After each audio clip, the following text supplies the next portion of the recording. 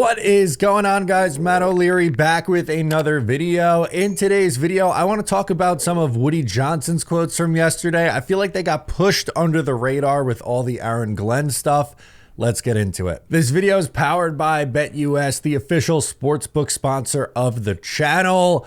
Make sure to sign up using promo code YouTube150 and receive a 150% match deposit bonus on your first deposit. Now's the time to get in with Chiefs Eagles coming up. Not this Sunday, the following Sunday. I will be placing all my wagers for the big game over on BetUS.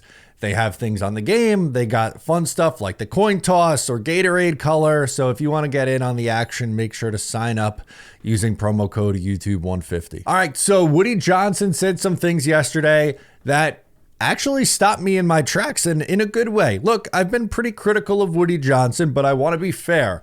Yesterday, I thought he did a good job when speaking, and he said some very positive things that, you know, are important and maybe even a little self-aware. How about this one for starters? Woody Johnson said, quote, "I have to look in the mirror and be a better owner." Is that some self-awareness from Ambassador Johnson? And yes, we still have to call him Ambassador. He was referenced as the ambassador a few times on the stream yesterday. All right, Woody. But all things considered, yeah, he does have to be a better owner. And the best way possible for him to do that is to hire people, which he did in Aaron Glenn and Darren Muji, and let them do their job. You're supposed to hire people that you believe in and that you trust. And if that's the case, which by all indications, Woody Johnson made that pretty clear yesterday, that he's a big fan of both those guys, now let them do their thing, provide the money, and get out of the way. That is the best way to be an owner in sports, not just the NFL, but a comparison that I continue to make is my experience as a Mets fan. So in addition to being a Jets fan, I am a big fan of both the Islanders and the Mets. And honestly, I could use both my other teams as an example. I've seen what they looked like under poor ownership. Ownership has then changed and they've become more successful. At Steve Cohen, he has boatloads and boatloads and boatloads of money, but he hired someone that he trusts in David Stearns to run the baseball operations, and he provides the funds. Same thing with the New York Islanders. Now, you can make the case that maybe it's time to move on from Lou Lamoriello. Totally different argument. We don't have to get into that on this video. It's not about the Islanders and Lou Lamoriello and having to move on and, you know, all that stuff.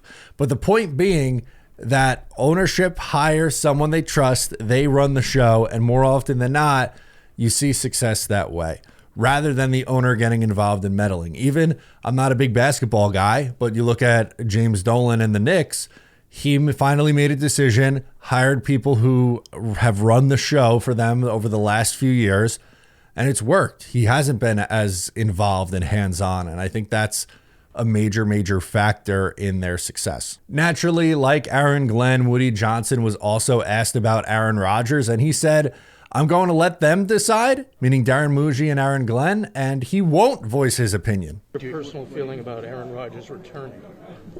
I'm going to leave that to them.